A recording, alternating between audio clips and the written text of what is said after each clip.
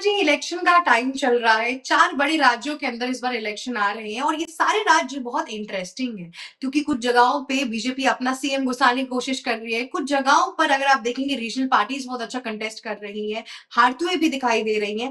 पर इन सब जगहों पे जी। एक जो मैं आज प्राइम फैक्टर जिस पे आपके साथ बात करना चाहती हूँ वो ये है कि कांग्रेस पार्टी का जो पूरा वर्चस्व है इन चारों के चारों राज्यों के अंदर वो किस प्रकार है। इस इलेक्शन में उन्होंने किस तरीके की कैंपेनिंग की और क्या की है। सबसे पहले मैं शुरू करना चाहती हूँ वेस्ट बंगाल से, जो इलेक्शन बहुत अवेटेड है। यहाँ पर टीएमसी का हमेशा राज रहा है और 15 साल से ममता बनर्जी सीएम रही है। अब यहाँ पर कांग्रेस ने चलिए पिछले साल अगर आप मान लीजिए कि सीपीएम के साथ मिलकर और हमेशा अलाइज में रहकर फिर भी थोड़ा अच्छा परफॉर्म किया, पर इस साल जिस हिसाब से पॉलिटिकल क्रिटिक्स, जिस हिसाब से हम कैंपेनिंग देख रहे हैं, कांग्रेस का नामो निशान नहीं है। लोगों को एक एक बंदा भी लोग इस टाइम पे गिना नहीं पा रहे हैं जो इस पूरे इलेक्शन में दिख रहा हो। कांग्रेस ने वेस्ट बंगाल के इलेक्शन में कंप्लीटली गिव अप कर दिया है। ये election completely BJP versus TMC हो चुका है, एक रीजनल पार्टी वर्सेस एक नेशनल पार्टी, इससे ज्यादा कुछ रह ही नहीं गया है। दूसरी ओर मैं चलती हूँ केरला के इलेक्शन की तरफ। केरला का इलेक्शन बहुत ज्यादा इंपॉर्टेंट है। बीजेपी का कभी भी वर्चस्व केरला के अंदर रहा ही नहीं है। हालांकि इस बार की नगर पालिका इलेक्शन के अंदर हमने देखा है कि बीजेपी ने बहुत अच्छी सीट लाई है, पर वो भी क्रिटिक्स कह रहे हैं इनफ नहीं, इस बार भी पिनराई विजयन की ही सरकार आएगी। कांग्रेस बीजेपी से हम्म। बहुत अच्छे पोजीशन पे थी पिछले साल तक, अगर हम देखें पिछली बार तक एक्चुअली इस पूरे केरला इलेक्शन में, पर अब वो भी जाते हुए दिखाई दे रही है। कांग्रेस के जो सबसे बड़े नेता हैं मणिशंकर अय्यर, केसी वेणुगोपाल, इन लोगों का जो पूरा ही कॉन्फिडेंस होता है ना वो केरला के अंदर ऑलरेडी डाउन है। मणिशंकर अय्यर का भी थोड़ा टाइम पहले ही स्टेटमेंट आया था कि केरला के अंदर इस बार भी विजय मल्ल्या ही आएंगे। तो फिर इसके बाद से जो पूरी कॉन्फ्लिक्ट चल रही है ना केरला के अंदर, उसमें भी कांग्रेस जाते हुए दिखाई दे रही है। प्लस बीजेपी ने अच्छा परफॉर्म कर दिया तो लोगों को लग रहा है बीजेपी जीत सकती है। जब शशि थरूर अपनी सीट हार सकते हैं तो आपको फिर क्या ही आप एक्सपेक्ट कर सकती हैं। ये one of the strongest players हैं और फिर भी ये केरला के अंदर हार रहे हैं। अब मैं आपको लेके चलना चाहती हूँ तमिलनाडु इलेक्शन में। तमिलनाडु इलेक्शन के अंदर अगर आप देखेंगे हर चीज इस टाइप पे एक हेमिस्फेयर में घूम रही है। डीएमके इस बार कांग्रेस को बिल्कुल भी मतलब कहते ना दो पैसे की भी फुटेज नहीं दे रही है।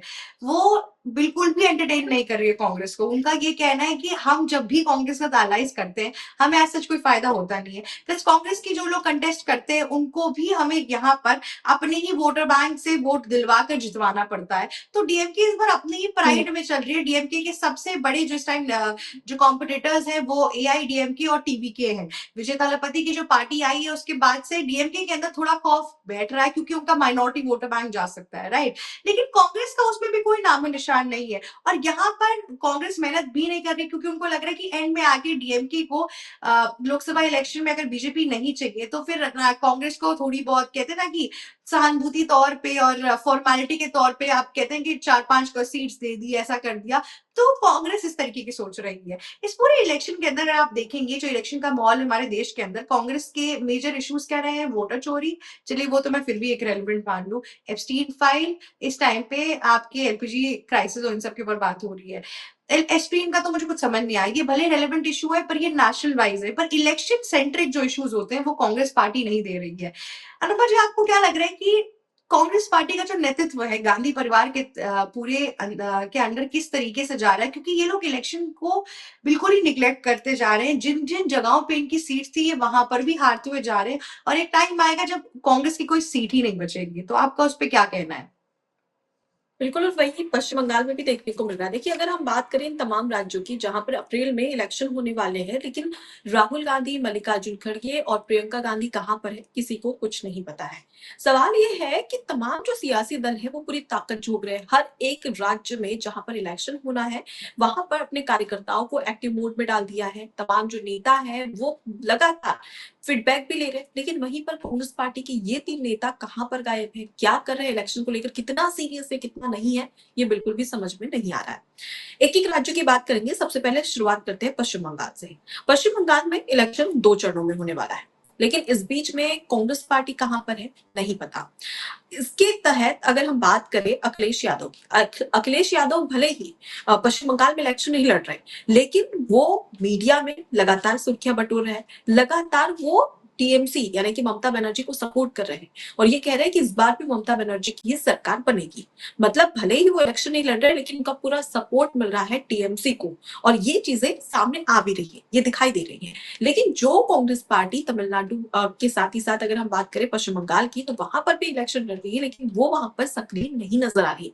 क्या स्टैंड है, कितनी रैलियां हो रही है, कितनी सभाएं हो रही है, क्या वहां पर मल्लिकार्जुन खड़गे पहुंचे, क्या राहुल गांधी पहुंचे, क्या सोनिया गांधी पहुंची, या प्रियंका गांधी पहुंची?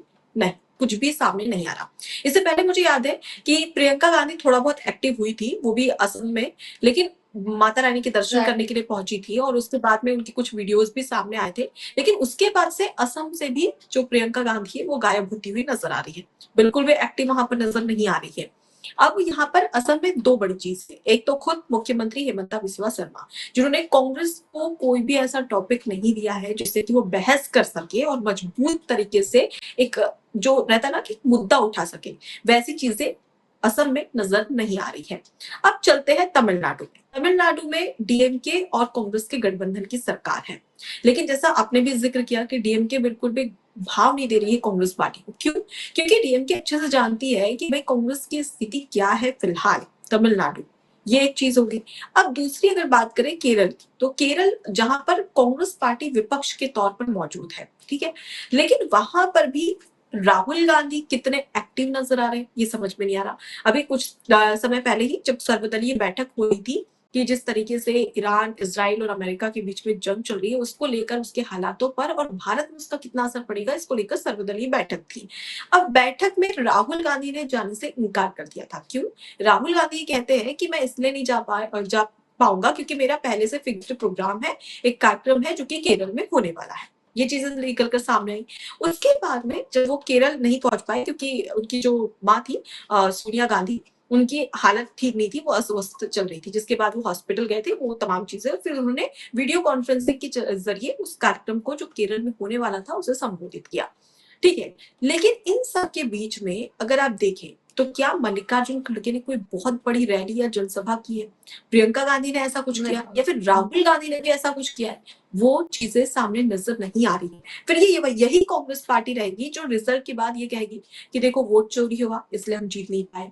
फिर ये कहेगी कि बीजेपी ने ईवीएम का गलत यूज किया है, इस वजह से हम नहीं जीत पाए। लेकिन ये नहीं देखेंगे कि भाई हम इलेक्शन में कितना एक्टिव रहे।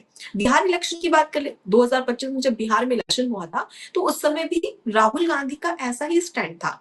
उन्होंने वोट अधिकार यात्रा निकाली, उसके बाद में कहाँ गायब हो गए, विदेश चले गए, कुछ पता नहीं। और उसके बाद जब रिजल्ट सामने आता है तब पता चलता है कि भाई राहुल गांधी इस बार किसे कोस रहे, तो ईवीएम को हटाकर उन्होंने वोट चोरी का नारा दिया और कहा कि वोट चोरी हुआ है इसलिए बिहार में कांग्रेस पार्टी नहीं जीत पाई। अब जनता देखती है, जनता ये समझती है कि कौन धरातल पर सबसे ज्यादा एक्टिव है, कौन काम कर रहा है, कौन मेहनत कर रहा है, कौन अपने कार्यकर्ताओं से मेहनत करवा रहा है, ये भी सबसे बड़ा पॉइंट होता है। लेकिन क्या कांग्रेस पार्टी वो कर रही है, वो साफ तौर पर नजर आ रहा है तमाम इलेक्शन के दौरान। आज 28 तारीख हो गई है और आने वाले समय में अगर हम देखें तो बहुत कम समय बचा है इन तमाम राज्यों में इलेक्शन को लेकर। अप्रैल में इलेक्शन शुरू हो जाएंगे, लेकिन अभी तक के कांग्रेस पार्टी की कोई बड़ी रणनीति सामने नहीं आई, ना ही कोई बड़ा ऐसा मुद्दा सामने आया जो इन तमाम राज्यों में गर्मा रहा हो, जो कांग्रेस पार्टी के सामने से उठाया गया। अनुमा जी, कोई बड़ा किस्सा और बहुत ज्यादा तैयारी सामने आने भी नहीं वाली है, क्योंकि अगर सामने आने वाली होती तो अभी तक आ जाती। और अप्रैल तो ऑलमोस्ट मतलब आ ही गया है। वेस्ट बंगाल के इलेक्शन में तो अगर आप देखेंगे तो कांग्रेस ने बिल्कुल ही गिव अप कर दिया। या मैं बोलूंगी स्टार्ट से लेके अंत तक उन्होंने कोई पहल डाली नहीं। एक आया था कि कांग्रेस वेस्ट बंगाल के इलेक्शन के टाइम पे कांग्रेस के कार्यकर्ताओं ने बोला था कि अगर आप हमें वोट देकर जिताएंगे तो हम बाबरी मस्जिद और आपके राम मंदिर दोनों के हॉस्पिटल्स और स्कूल्स बनवाएंगे, ठीक है। तो यहाँ पे जब वो पूरा विवाद बना था कि बाबरी मस्जिद की स्थापना कराई जा रही है, तो ऐसी बातें की गई थी। उसके अलावा पूरे के पूरे कांग्रेस के इस पूरे जो इलेक्शन चल रहा है वेस्ट बंगाल के अंदर, उसमें कोई भी केंद्र या कुछ भी नहीं बोला गया उनकी तरफ से। दूसरी ओर मुझे लग रहा है कि कांग्रेस पार्टी इस टाइम पर ऑपोजिशन की सीट पर कुछ ज्यादा ही कंफर्टेबल हो गई है। उनको इलेक्शन जीतना नहीं है, मुझे ऐसा लग रहा है।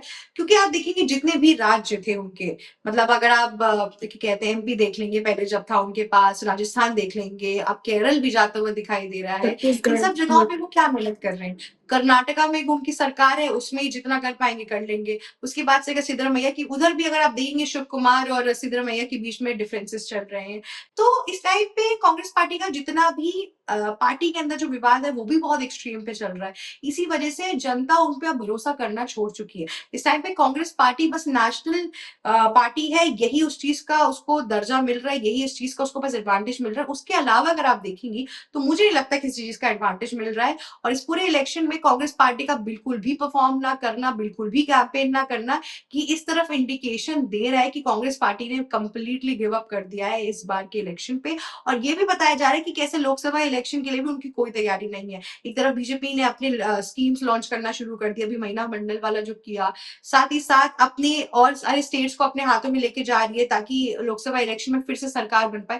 लेकिन कांग्रेस दूसरी ओर ये जो सारी जितनी भी सरकारें हैं, जितनी भी कॉन्स्टिट्यूएंसीज हैं, इन सब के अंदर कोई मेहनत नहीं कर रही है। तो इससे पता चल रहा है कि कांग्रेस पार्टी का काम अब बिल्कुल खत्म शिवी, और होने मुझे वाला है। आपकी बातों से ना एक यूट्यूबर है ध्रुव राठी, उसकी बात याद आती है। उससे जब पूछा हाँ, गया था, हमेशा वो बीजेपी को क्रिटिसाइज करने के लिए जाना जाता है, लेकिन वो खुद ये बोल रहा था कि कांग्रेस पार्टी भारत की सबसे आलसी पार्टी बन चुकी है। और वो ये कहता एग्जैक्टली। है कि कांग्रेस पार्टी मेहनत नहीं कर रही, ना कांग्रेस के नेता मेहनत कर रहे हैं कि वो जमीन पर जाए और वहां पर मेहनत करे, जनता के बीच जाए। ऐसा कुछ नहीं किया जा रहा। वो बस इस बात का इंतजार कर रही है, इस बात का वेट कर रही है कि जैसे तैसे जनता का विश्वास बीजेपी से हटे और फिर हम अ, मतलब केंद्र में आए।